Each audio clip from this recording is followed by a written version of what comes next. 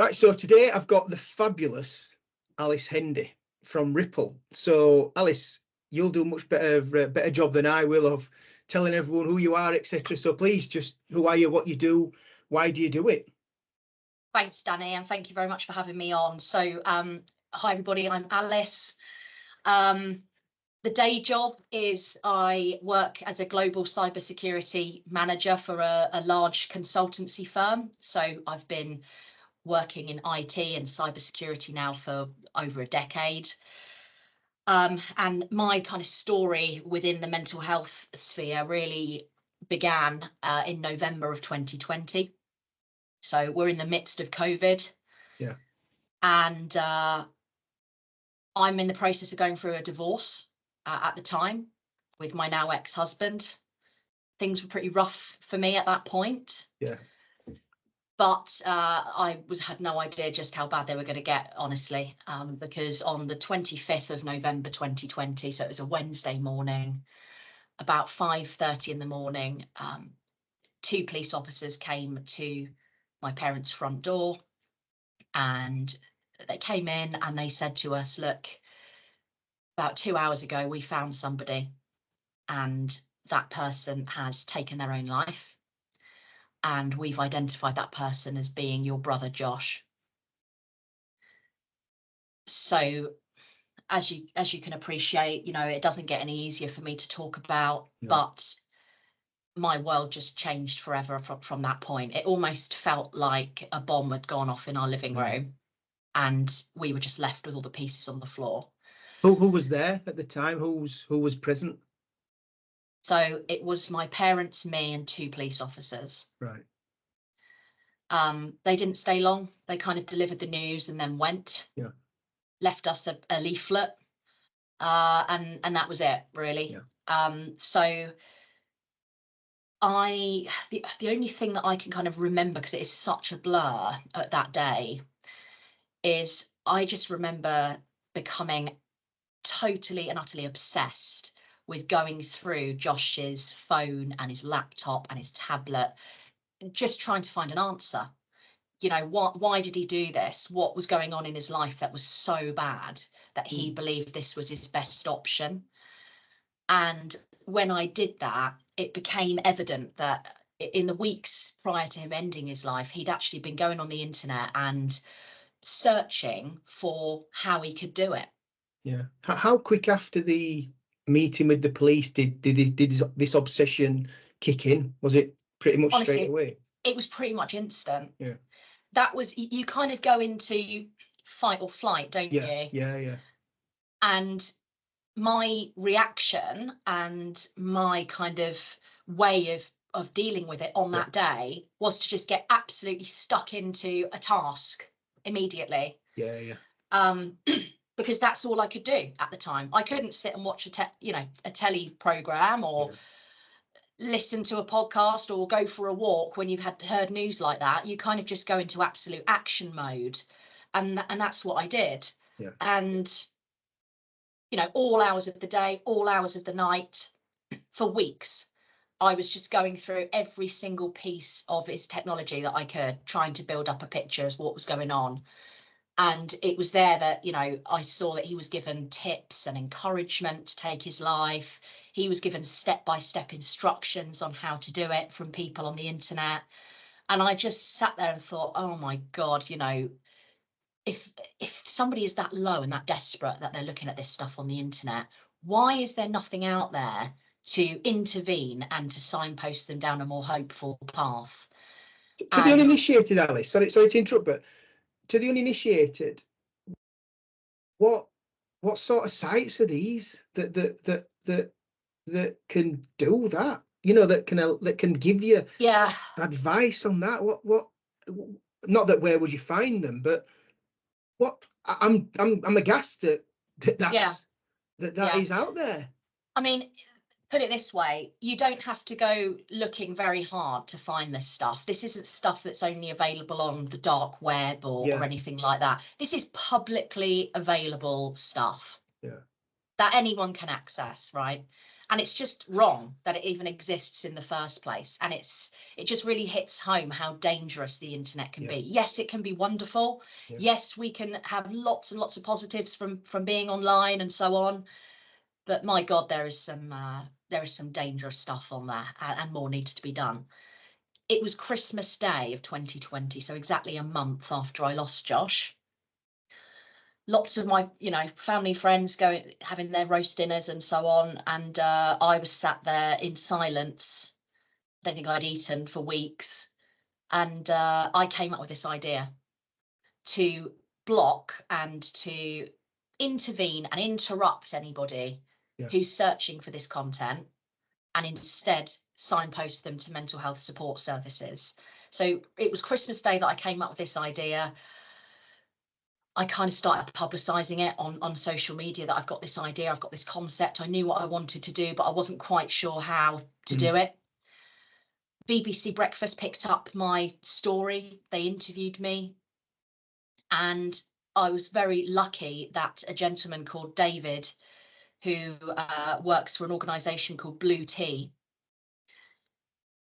amazing guy, he saw my interview on BBC Breakfast, got in touch with me that day, and he just said, look, I've just watched your interview and I think I can help you. I think I can help build what you want to do. So you know what it's like when you get these people that contact you out of the blue. You think, oh, okay, yeah, we'll see if that if that happens or not. Let's see if this comes to fruition or not.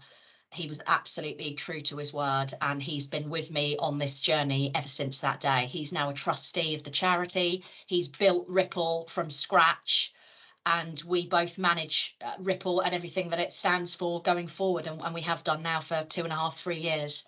So yeah, very lucky to have David on the journey with me. So really you'd been obsessed with this, this was like a month after that meeting with the police, and you'd gone through all his laptop, phone, etc. and that what had you seen? Had you looked at like search history or messages or everything basically? Yeah, everything, absolutely everything. But the kind of content that we've just been speaking about was through his search history. Yes, right. And because I work in IT and cybersecurity, I'm fortunate enough that I've got the kind of skill set to go trawling through the back end of that kind of stuff. Yeah, you can be forensic on that. Yeah. So on the surface, probably nothing there. Yeah. But if I dig deeper, which I did, that's where I saw some of the stuff that he was looking at, because he was tech savvy, right? He was very tech savvy. He knew how to hide his tracks. He absolutely knew how to hide his tracks, and if I needed my telly set up in my house, he would be the person I'd call. If I needed my radio sorted in my car, he'd be the person I'd call. So he knew his tech. He knew his tech. I think what we're talking about though is like when you're doing like a search on things, it's something that all of us know how to do, don't they? From people very young, from 5-6 year olds through to people 80, 90 now, so this isn't I think what I'm picking up from what you're saying is it's really easy to find this information. You don't have to go digging deep. That's the point that you're saying.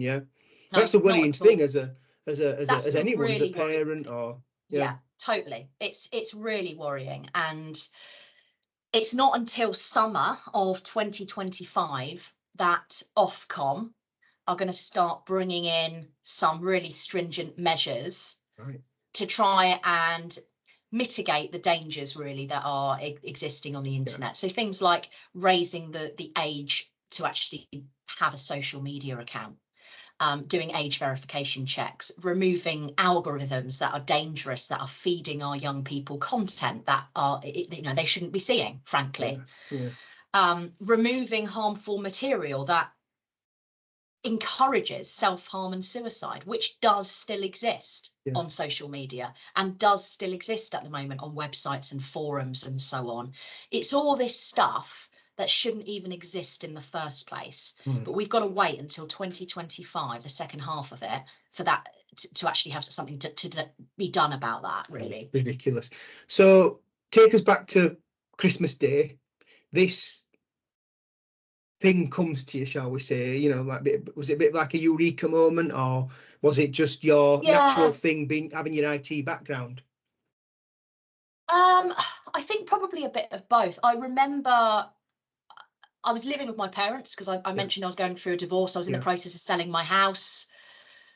And I remember just sat in the living room with them, and we were all in silence. You know, we weren't obviously celebrating Christmas in any way, shape, or form. We just sat there in silence watching telly. And I think actually it was Christmas Day that we actually realised 2 hours after we'd been watching telly that we hadn't actually got the sound on. That's the kind of state of mind that we were in at this stage. And I remember saying to my mum and dad, I've got this idea. I think I could build a piece of tech that could intervene and interrupt anybody searching for this stuff, and instead signpost them to support. And look, they were lovely, but I think they were appeasing me, honestly. Because they worried about me at that time. I was worried about them. We were all seriously struggling. And I think at that stage it was anything to kind of get me through each day.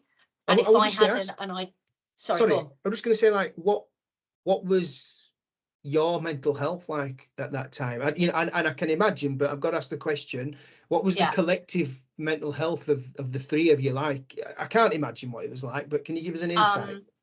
Appalling. Yeah. Like appalling. I'll tell you something now, right? And I don't know if I've mentioned this before, but this is how bad it got. Okay, probably about, I think it must have been the second week after we lost Josh.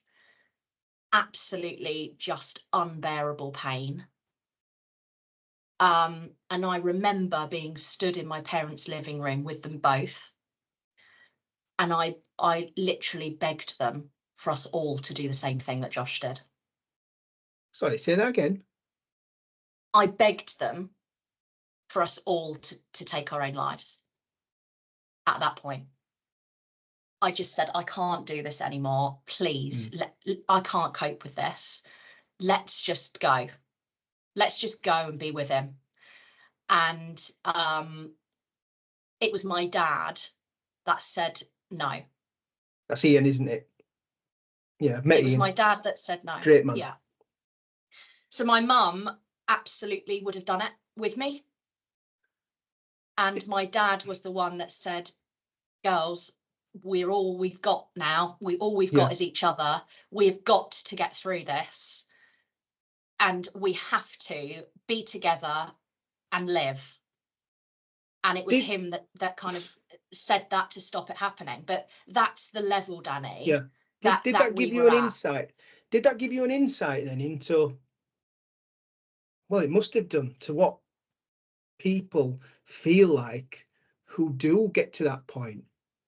You know, it must have, 100%.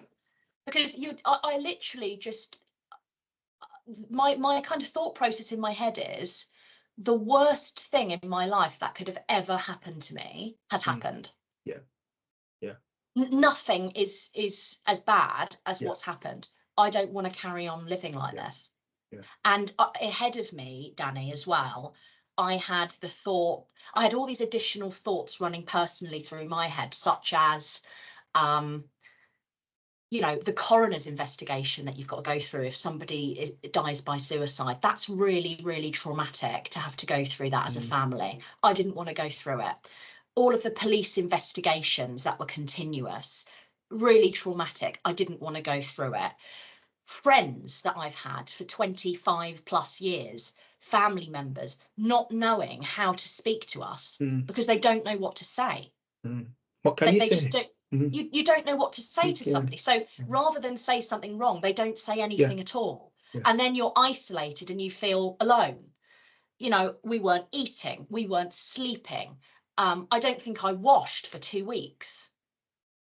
You know, it was a miracle if I got out of bed. In all honesty, and I just could not see a more. I couldn't see light. I just could not see light. And it was that day that I just got my parents in the living room and I just said, I can't do this anymore. We got to go. At what Luckily, point, my dad stopped yeah, us. at what point did you begin to see light, even a tiny chink?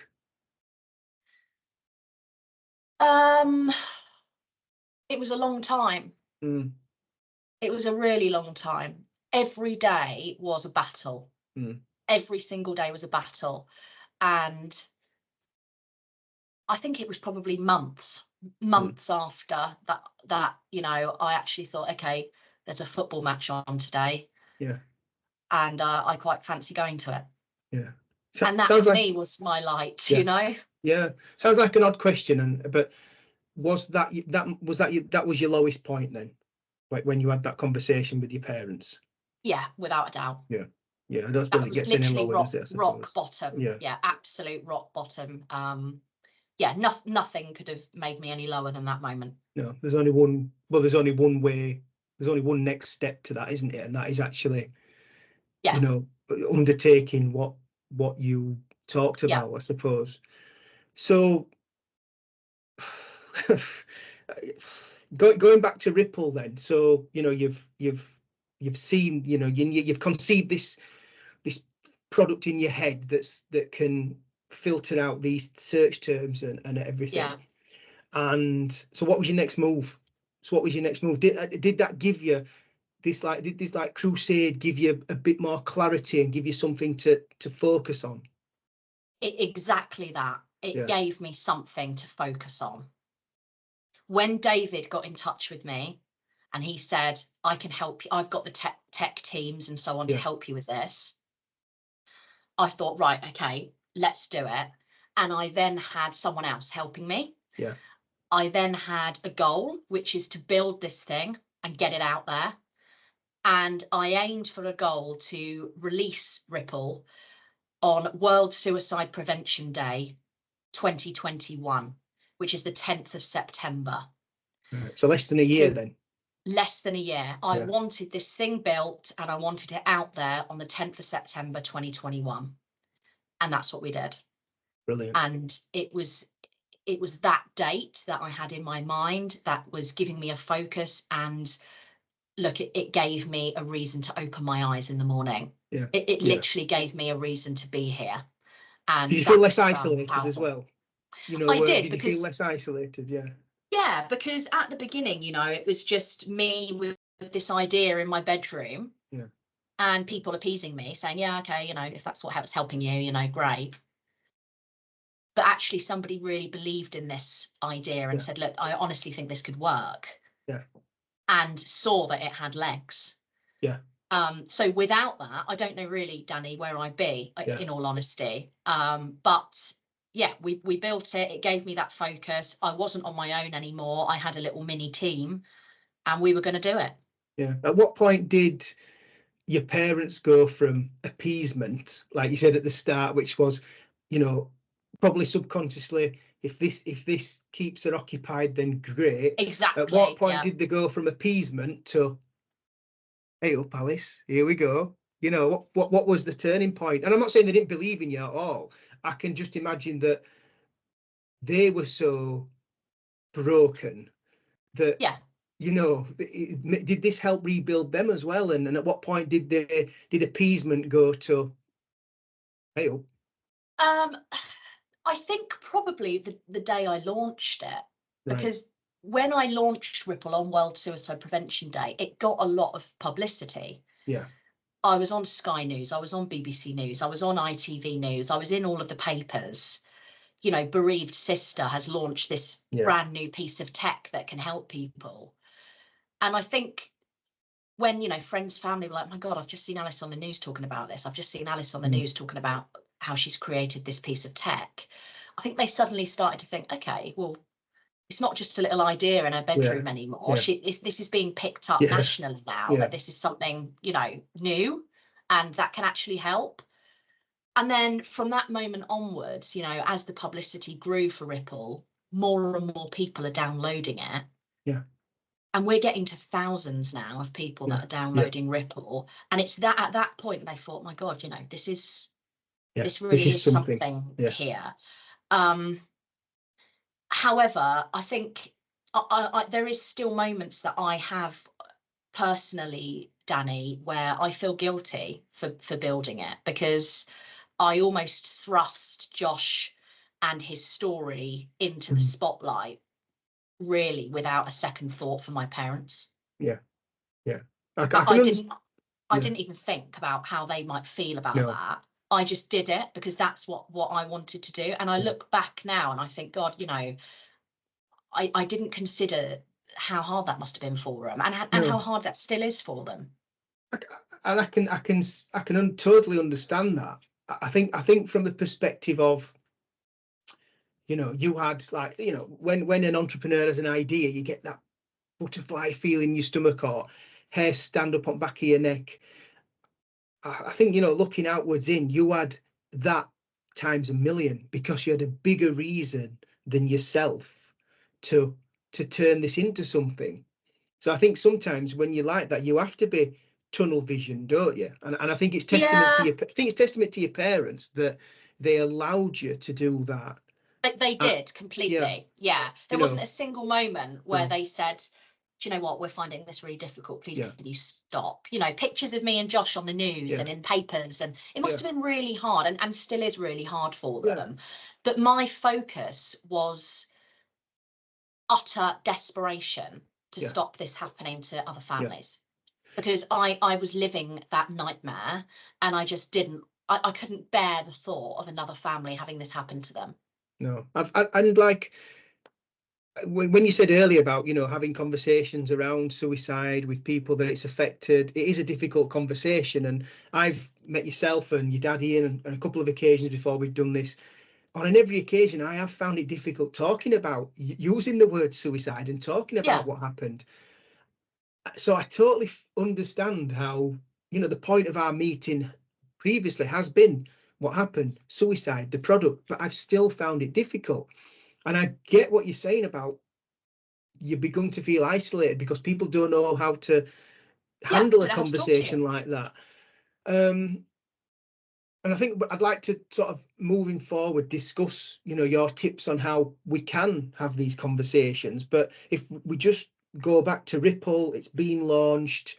Could you give us a thorough overview of what it does, how it works, where we can access it, and really how it's filled that void that wasn't out there, and how potentially it could, you know, well, it will stop, you know, what happened to you and your family happened to others.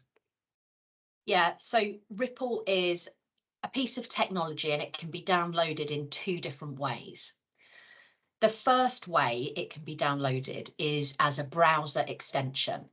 So that means whatever browser you use, whether that be Google Chrome, Microsoft Edge, Firefox, Safari, whatever it is, you can download Ripple onto your browser by going to the browser store.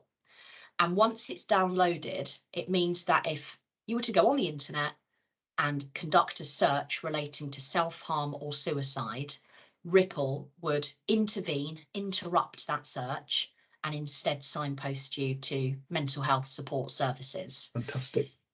The kind of onus on that is the main audience really for that is schools. It's completely free for them to download as a browser extension across all their computers. Colleges, universities, completely free. Charities, free. Businesses, we charge a small subscription fee for them to put it in place for all of their staff and their workforce, so that if any member of their staff were to search for this, Ripple would get there to support them. Brilliant. So that's the first way. And it's free to like domestic users, for want of a better term. So me as an individual, as a parent, it's free to me as well. Absolutely, yeah. And we've got instruction videos on our website, which give you kind of step-by-step instructions on exactly how you can do it. And I always joke and say I did test this out on my mother. And I said to her, right, download Ripple, please, on Microsoft Edge. And if she can do it, there is hope for us all, right? So, easy to do, 60 seconds of your time, and you never know who it might be saving. But the second way that you can download Ripple is through Wi-Fi.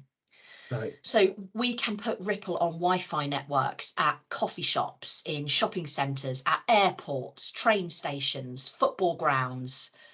Anywhere that's got a Wi-Fi network, we can put Ripple on there.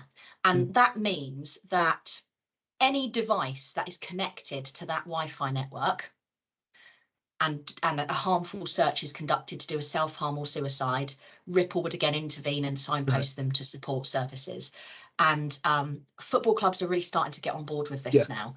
We've got lots of clubs now that are putting this in for their academy and their scholars. We've got clubs that are putting this in across their stadiums for their fan base, and also for their own staff at the club as well. So they're the two ways to kind of download it.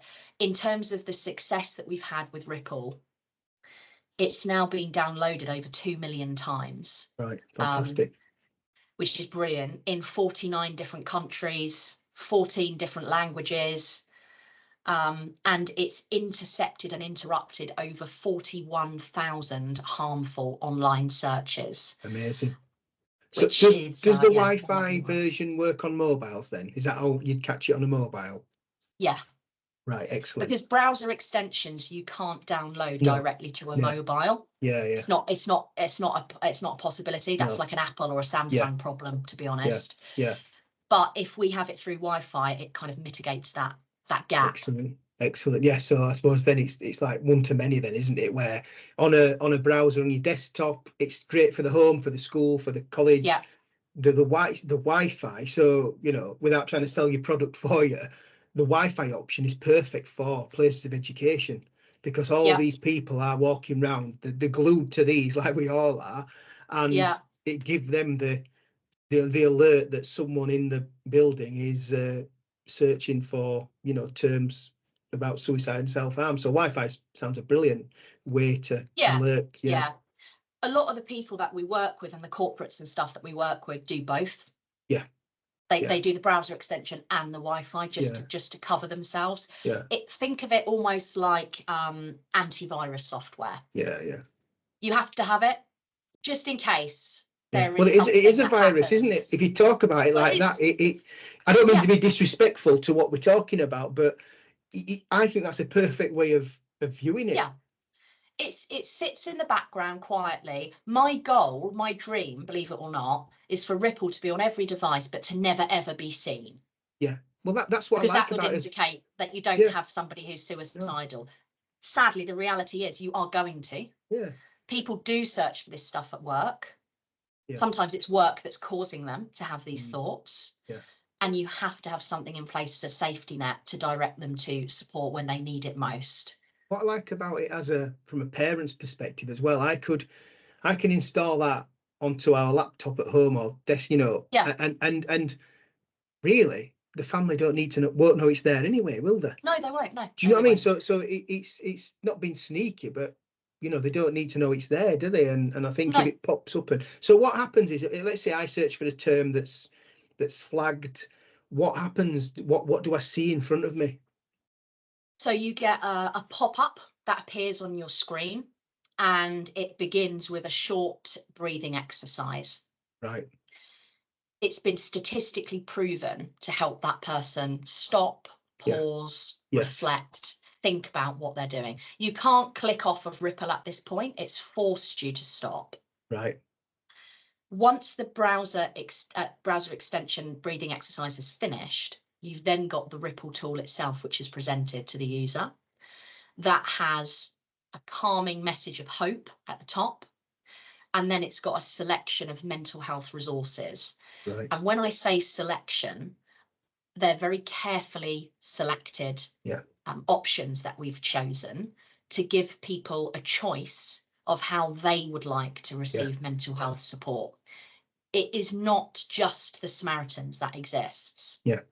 There is a free text service from Shout. There is a free web chat facility from Calm. There are fantastic apps that you can download to build safety plans and get information, such as the Hub of Hope or Stay Alive by Grassroots. Particularly men find it more difficult to talk about their feelings and how they're doing. So if we're giving them options of texting, web chat, apps, and the telephone, if they wanted to, they will be more inclined to have that confidence and that bravery to actually reach out to support. And that's what we found. Why do you think it's more difficult for men? I know this is a question that's asked all the time, but you know, why do you think men find it more difficult to discuss mental health in general, but certainly suicide? Because men, unfortunately, still have a perception that they must be strong. Yeah. They must be strong. They must be breadwinners. They must be relied upon by their family members. They're the glue that hold people together. So if they're struggling, that's extremely difficult for them to then actually admit and open up about. And that is what we need to change. Because actually, if you've got a man that is sitting there and opening up and telling you how he's really feeling, my God, that's a strength, not a weakness. Do you think it goes back to like the traditional, you know, makeup of a house? Like you said, the man's a breadwinner, that, you know, that's where it stems. And like now, society isn't like that, is it? You know, and I know we talk about equality, but it is, you know, your classic 2.4 family now, both adults work in that family, both have equal responsibilities. But I think it's that thing that's carried through previous generations that men are the ones that go out and women are the ones that stay in and back up, and obviously that is not the case now. It's not, but there's still such a traditional viewpoint on a man and their role in society that unfortunately that is the reason why 75% of suicides in this country are men. Because they don't open up and they don't speak enough, and it's around the stigma surrounding the topic as well. Lots of people, I mean, you mentioned to me, Danny, just a moment ago, you find it difficult to mention and talk about the word suicide, right? You're not alone in that. Lots and lots and lots of people out there feel exactly the same as you. But what we need to try to do is to normalize it and actually to speak about it. The best thing you can ask somebody who's suicidal, who you suspect is struggling, is actually asking them if they are. Are you thinking of suicide? Are you having suicidal thoughts? Because, you know, that's not putting the idea in their head. In actual fact, that's probably a huge relief to them that you have asked them. And it then gives them that space to open up about how they're really doing.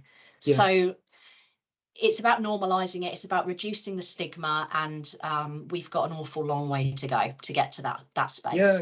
I think, like you said, you know, it's my job as well. And you know, when I was having initial meetings with yourself and Ian, your father, I found it really difficult to use the term and to talk about it. And part of me's thinking, damn, this is why we're having a conversation. But still, and I could see. You know, I could see when I was speaking to Ian in our initial couple of meetings, I could see the pain in his eyes still. You know, 100%. And that is what made it more difficult for me as well. And like it's you know, I'm not you know, sort of denouncing any responsibility of that I couldn't speak about it, but I could see in his eyes the pain, and which I can't imagine.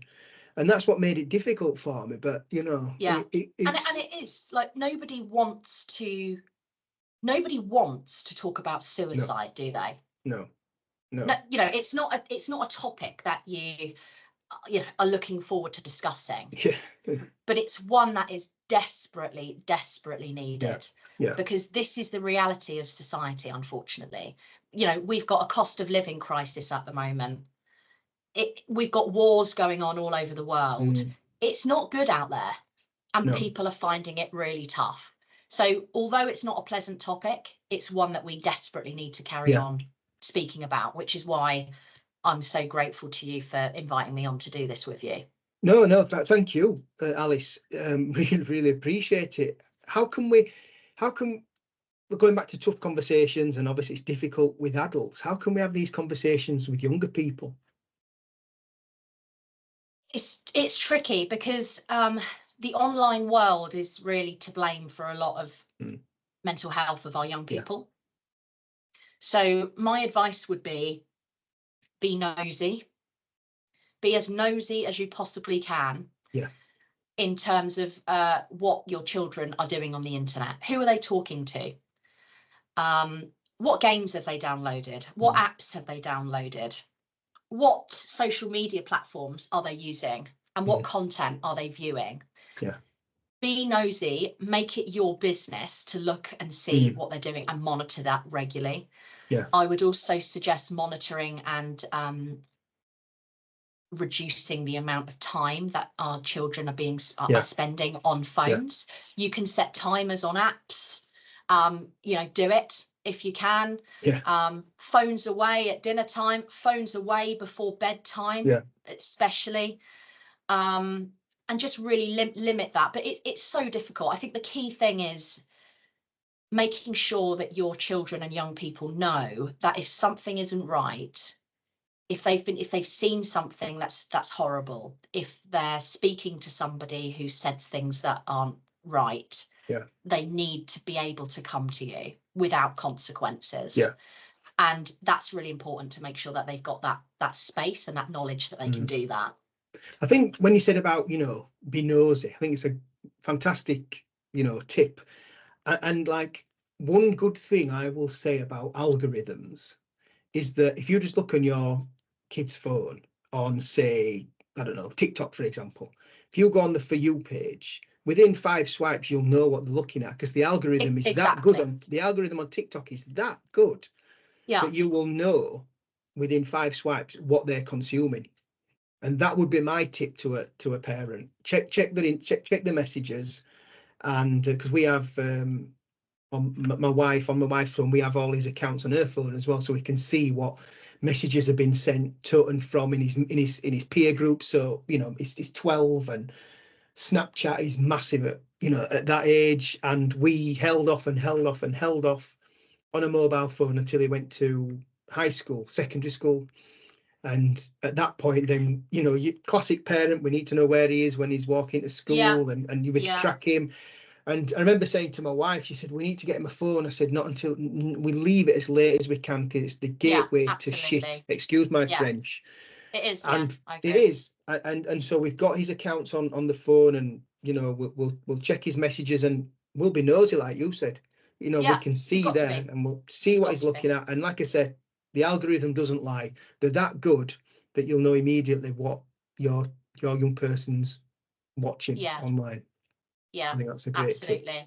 And it makes me sound old, and I think I'm showing my age, but when I was a young person back in the day, you know, phones weren't a thing. I'd go out and, you know, play on the field, and you know, we didn't have phones to message our friends and say, oh, I'll meet you here. It was just, we'd knock on each other's doors, right? And that was such a more simplistic life. Looking back, and I think I took that hugely for granted at the time, because it is hard out there for young people now. They've got to keep up with their friends. They've got so much pressure on them with how they should look, what they should do. And social media and the internet has a huge role to play in that. Oh, it's the devil. I do, and I think, like, it's difficult for all young people, for all of us, but I think particularly for females, young girls, what they see, and some of the stuff I see, and I just think, I don't understand how, like, these famous people that don't need money want to influence young people in such a negative way.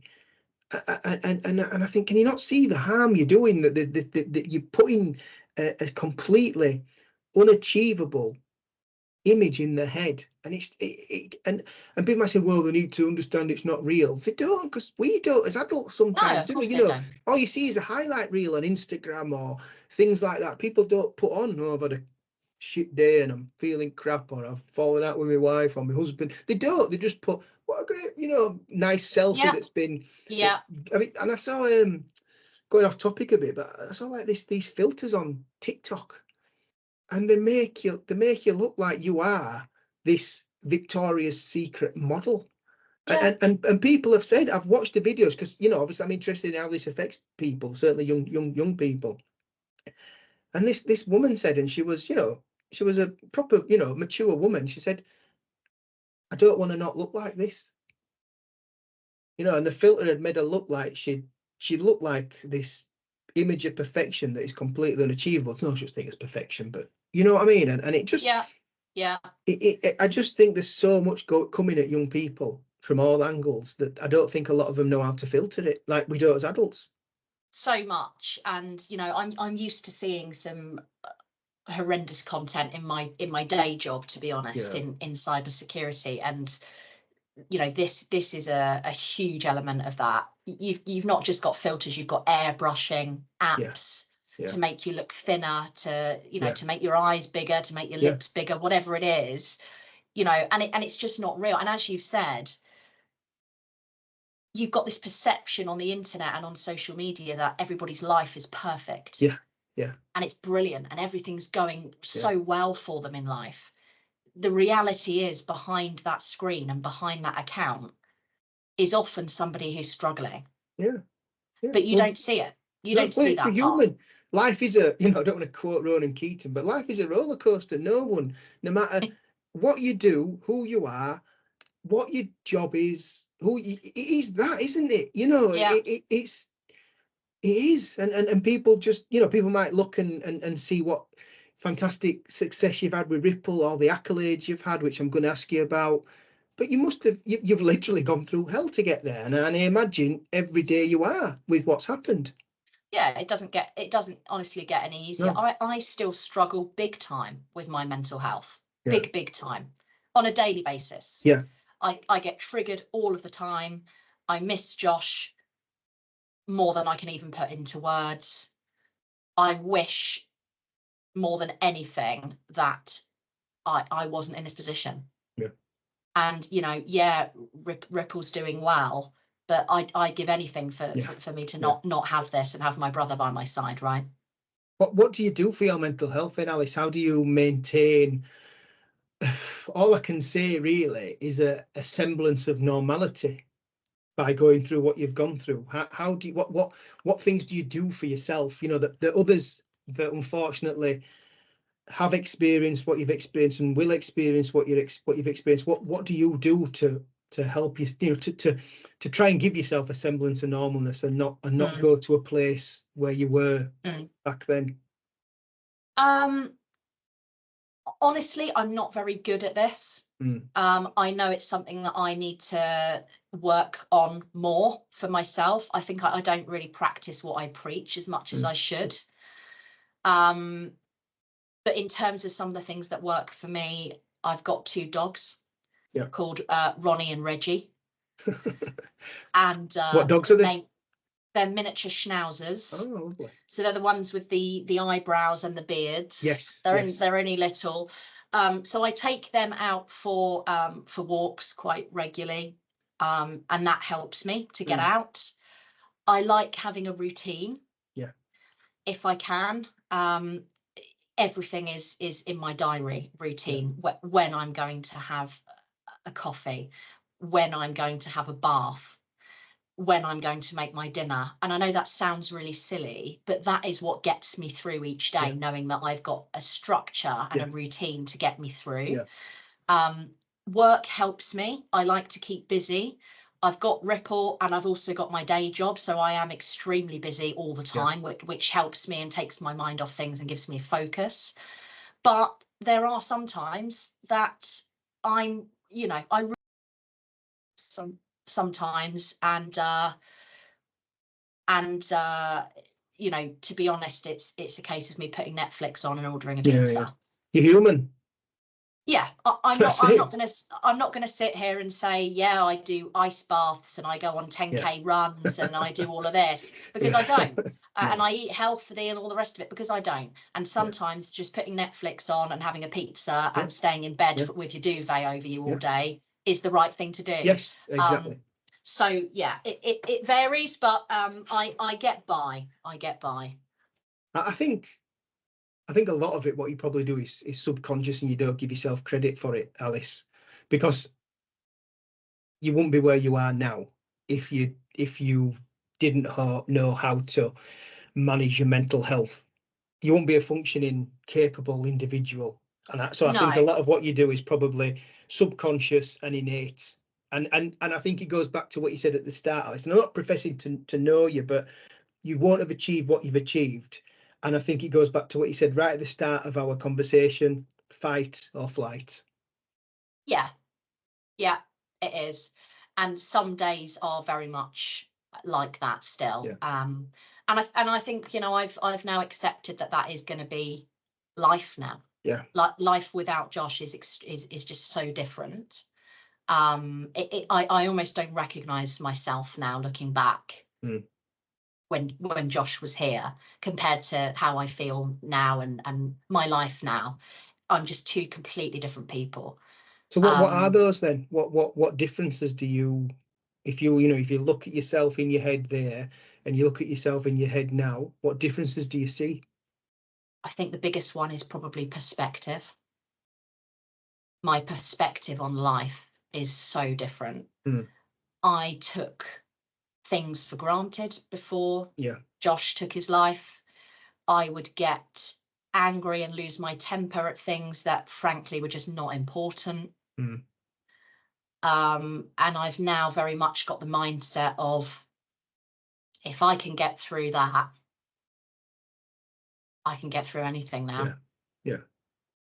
And however much things annoy me now, I think, okay, just let it go. Not worth it. It's just not worth it. Let it go and make sure I'm protecting my own well-being to get through the day, basically. And I think I'm also naturally, because I didn't and I couldn't help my brother, I'm just so focused on making sure other people are okay. I want them to know that they can approach me. I want them to know that I'm here to listen to them if they're finding things tough. And I want them to know that suicide is not the option. There's always a solution to your problems. Nothing is ever as bad as taking your life. There's always light. So as a result of Ripple, how has your life changed for the positive? And I know you've had a lot of, I'll let you explain to us what you've had bestowed upon you. And so how's life changed for the positive? One of the biggest things that I would class as a positive is actually employing my dad for Ripple. He was Ripple's first employee. Before that, he was an estate agent for 28 years. And I've given him a purpose as well. I've given him something to, you know, instead of going out selling houses to people and so on, he's now got a purpose every day to help people and stop families feeling like us. So I think that is a huge positive, because I work with my dad every day. I've got a team now that work on Ripple, and they're amazing. So I've built this wonderful team that run Ripple and make it happen. And I think pride, really, in knowing that it's helped so many people, and it's intercepted so many harmful searches and instead directed people down a different path. Knowing that it saved lives fills me with pride, albeit in horrible, very sad circumstances. It's very telling that when I asked you that question, you didn't mention yourself once. You mentioned other people.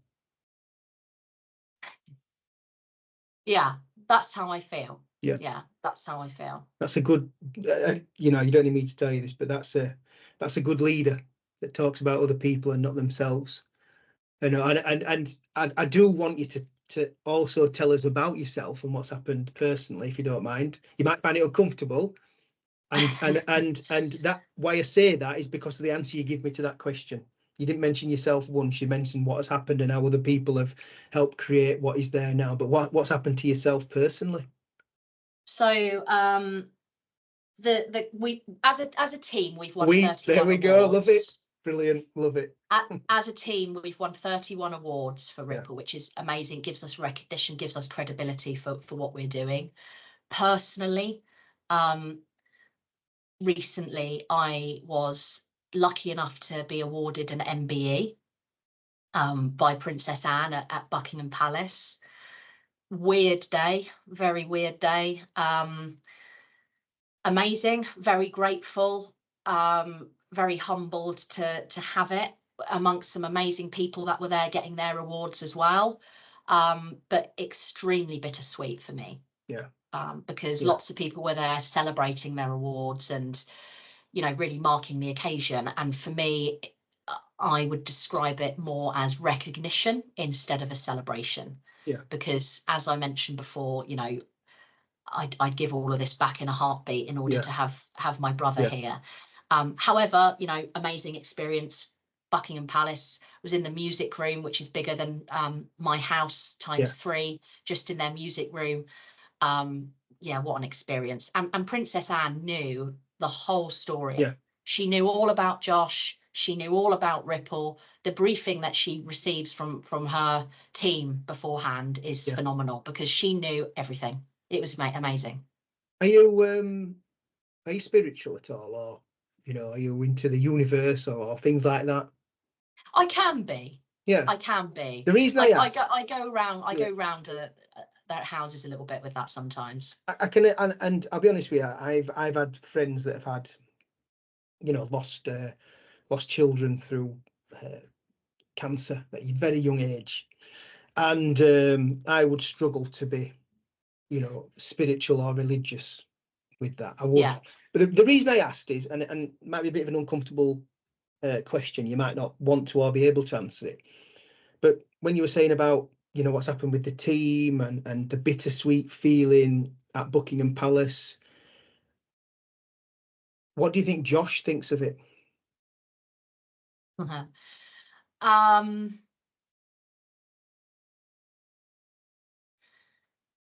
I'd like to think he'd be proud. I would like to think he would be proud of me. I think he'd also be angry at me for constantly getting him on the news and showing his head everywhere. And I was driving around a van with his head on the back of my van for 2 years with Ripple branding. So I think there'd be a mixture of annoyance and anger, but I think he'd be proud of me. Positive anger. I think so. Yeah, he'd probably tell me off for a few things, but that's what siblings do, right?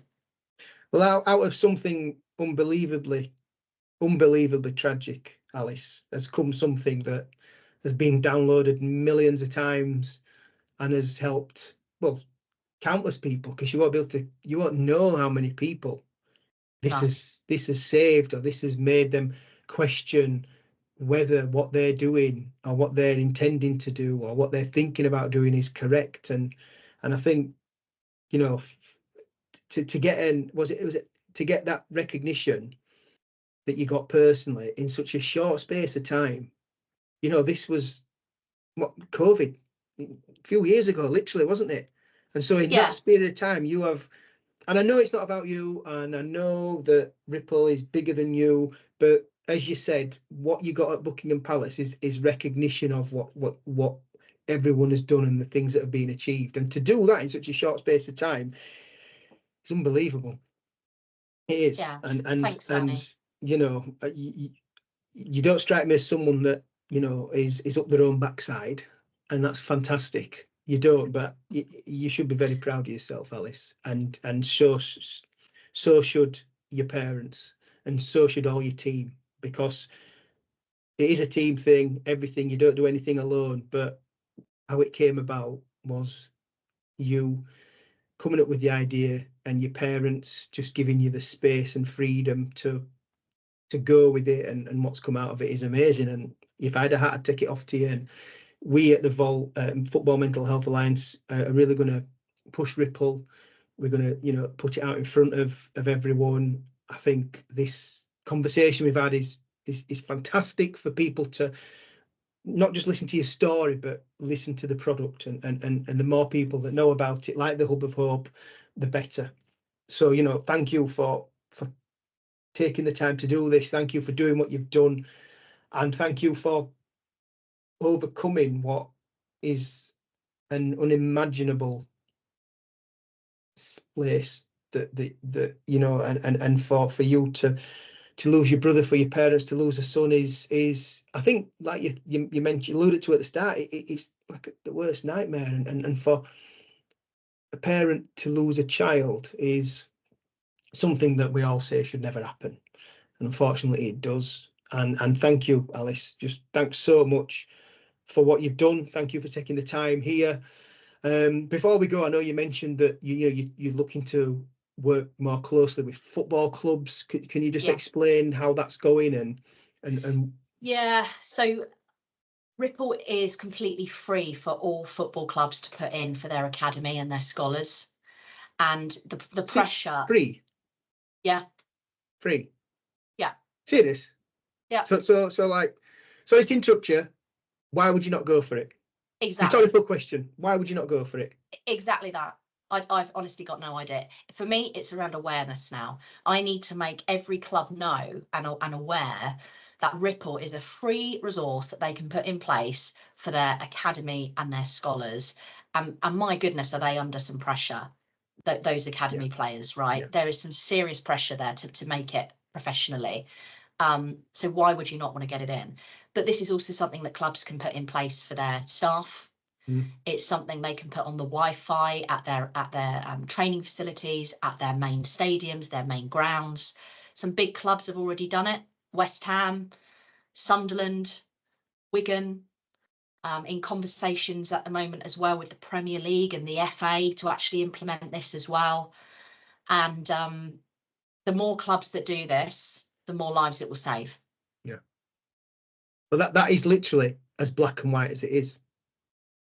There's no grey area, is there? There's no. Well, might it? It is black and white. Yeah. Black, is that or that?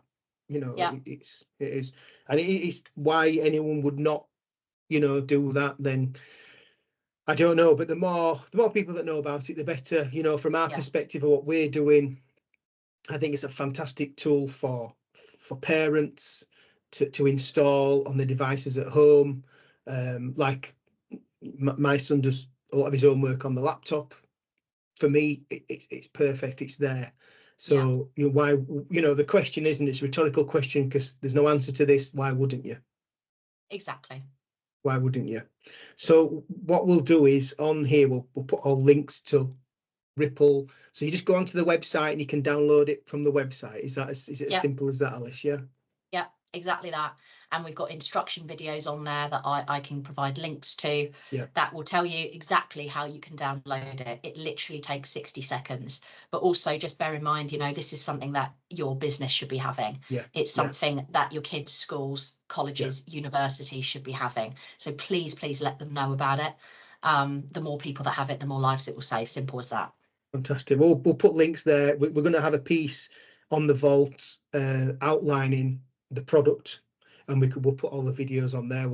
We could use it as like a bit of a how-to guide, if you like, Alice. We'll get that brilliant on there, and we'll get that out with this podcast again as well. So again, I'd just like to say thanks so much, Alice. It's been a difficult listen, but it's been an amazing listen, and I'm sure that so many people will take a lot from this. And if it means one extra person downloads Ripple, then we've done our job. Absolutely. Thank you so much for having me, Danny. Alice, thank you. It's been amazing. Thanks so much. Really appreciate it. Thank you.